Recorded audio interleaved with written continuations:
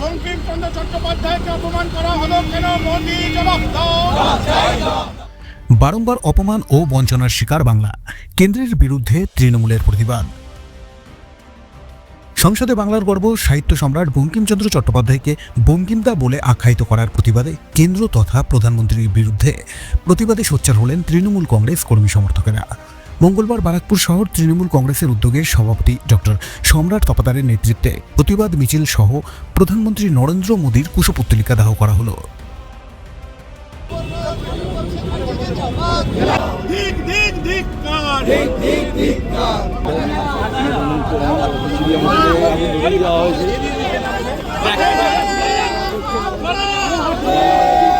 BJP দলটা ভারতবর্ষের সংস্কৃতি তো মানে নাই, তার সাথে সাথে ক্ষমতায় আসার পরের দিন থেকে বাংলা এবং বাঙালি সংস্কৃতিকে ক্রমবর্ধমান প্রতিদিন অপমান এবং লাঞ্ছনা করে যাচ্ছেন।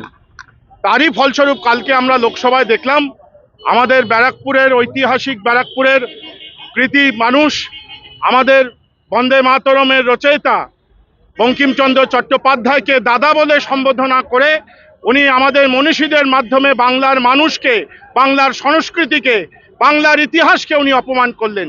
তারই প্রতিবাদে আজকে আমরা ওনার কুশপুত্তলিকা পড়ালাম।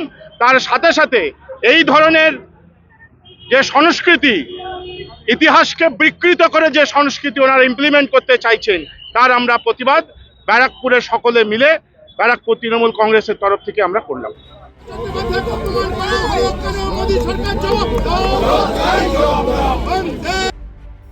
বারাকপুর থেকে তপন রায়, আজকের সংবাদ।